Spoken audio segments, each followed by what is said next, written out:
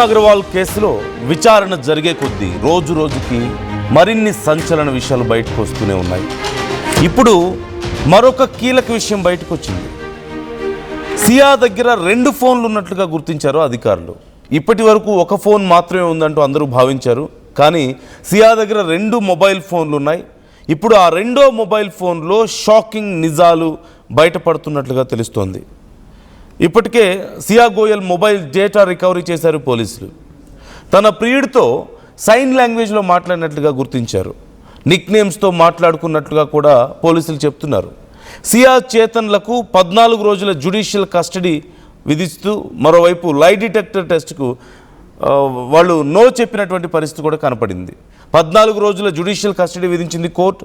మరోవైపు lie detector టెస్ట్కు మీరు సిద్ధంగా ఉన్నారా, మీకు ఓకేనా అని కోర్టు అడిగితే మాకు ఇష్టం లేదు అంటూ సియా చేతన్ ఈ లై డిటెక్టర్ టెస్ట్కు ఒప్పుకోలేదంటూ తెలుస్తుంది. ఈ నేపథ్యంలో నిందితుల అనుమతి లేకపోతే లై డిటెక్టర్ పరీక్షకు పర్మిషన్ ఇవ్వలేమంటూ కోర్టు చెప్పింది. ఇక మరోవైపు సియా మరొక ఇంట్రెస్టింగ్ మ్యాటర్ చూడండి. అంటే మొదటి నుంచే ఈ పెళ్లి జరగడానికి ప్లాన్ చేసుకున్నప్పటి నుంచే సియా కేతన్ని అత్యంత దారుణంగా చంపాలని ప్లాన్ చేసుకుందనడానికి ఇది ఒక ఎగ్జాంపుల్.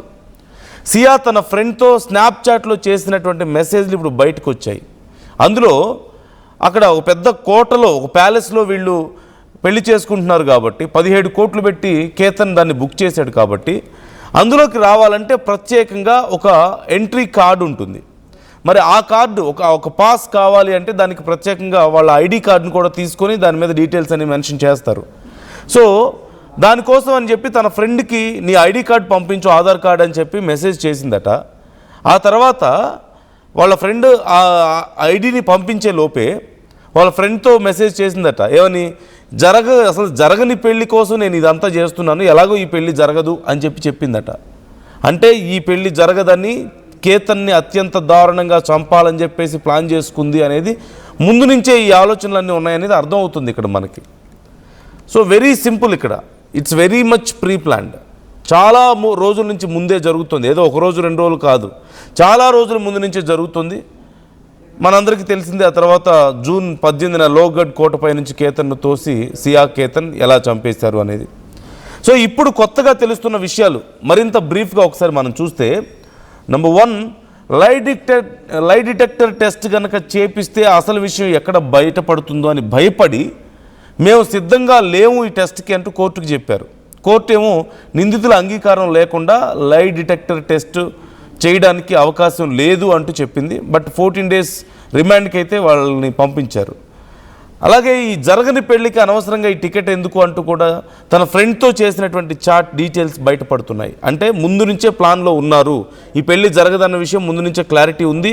అండ్ ఇంకెంతమందికి, అండ్ ఫ్రెండ్కి చెప్పింది అక్కడ జరగదని, అంటే ఇంకెంతమందికి తెలుసో జరగదు అంటే ఖచ్చితంగా కేతన్ని చంపేస్తుంది అనేది ఇంకెంతమందికి తెలిసి ఉండాలనే కోణంలో కూడా విచారణ చేస్తున్నారు. అలాగే ఇప్పుడు సెకండ్ ఫోన్ డీటెయిల్స్ ఏంటి అనేది చాలా ఇంట్రెస్టింగ్గా ఉంది. తన దగ్గర ఇన్ని రోజులు ఒక ఫోన్ మాత్రమే ఉన్నట్లుగా తెలిసింది. ఇప్పుడు 2వ ఫోన్ కూడా బయటపడింది.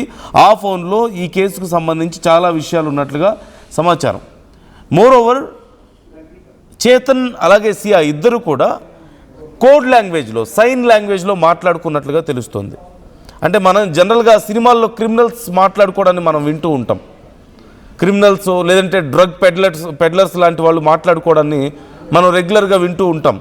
ఒక్కొక్కరు ఒక్కో రకమైన పేర్లు పెట్టుకుంటారు. ఫర్ ఎగ్జాంపుల్ డ్రగ్స్కి ఏదైనా కావాలి అంటే 1 గ్రామ్ ఇంకేదైనా ఒక డ్రగ్ కావాలి అంటే 1 kg చికెన్ కావాలి అని చెప్పేసి ఏదో మాట్లాడుకుంటుంటారు. లేదా ఇంకొకటి ఏదో పార్సిల్స్ రీచ్ అయినాయా లేదా అని చెప్పుకోవడానికి కర్రీ వచ్చిందా, మన సినిమాల్లో కూడా చూస్తూ ఉంటాం కదా, లంచ్ బాక్స్ వచ్చింది, ఇలాంటి కోడ్ నేమ్స్ ఉపయోగించుకుంటూ ఉంటారు. సో అలా ఇక్కడ వీళ్ళు కూడా such a criminal minds. So వాళ్ళు కూడా ఇక్కడ కోడ్ లాంగ్వేజ్ ఉపయోగించుకున్నట్లుగా తెలుస్తోంది. అండ్ మోరోవర్ ఇప్పుడు who is this third person, Chetan friend ఒక అతనికి ఈ విషయం ముందే తెలుసని అతనితో డిస్కస్ చేశారంటూ తెలుస్తుంది. ఈ నేపథ్యంలో ఇప్పుడు అతన్ని కూడా విచారిస్తున్నారు. అతనితో పాటు ఇప్పుడు మరి స్నాప్చాట్లో వాళ్ళ ఫ్రెండ్తో జరగని పెళ్లికి టికెట్ ఎందుకు అని చెప్పి సియా మాట్లాడింది. అంటే అలా ఎంతమందికి తెలుసు, ఎంతమందితో డిస్కస్ చేశారు అనే వివరాలను కూడా ఇప్పుడు సేకరిస్తున్నట్లుగా తెలుస్తుంది. సో మొత్తం మీద కొద్దిగా అన్ని ఆధారాలు, అన్ని సాక్ష్యాలు వాళ్ళిద్దరే కావాలని ప్రీ ప్లాన్డ్గా కొన్ని వారాలు ముందు నుంచి ప్లాన్ చేసి చేసుకున్నారు అనేది అర్థమవుతుంది. ఇంత దారుణానికి పాల్పడ్డారనేది చాలా క్లియర్గా అర్థమవుతుంది. So what is your opinion about this? అతి త్వరలో ఈ కేసులో వీళ్ళిద్దరూ లోపలికి వెళ్ళబోతున్నారు. జైలుకి వెళ్ళడం పక్కా, శిక్ష పడడం పక్కా. కాకపోతే ఎంత బ్రూటల్ అండ్ ఎంత క్రూయల్గా వీళ్ళు బిహేవ్ చేశారో, ఎంత క్రూయల్ మైండ్ వాళ్ళది అనేది ఒక్కొక్క విషయం బయటకు వస్తుంటే అర్థమవుతుంది. So try to comment your opinions. మీ అభిప్రాయాలు ఏంటి ఈ కేసుకు సంబంధించి?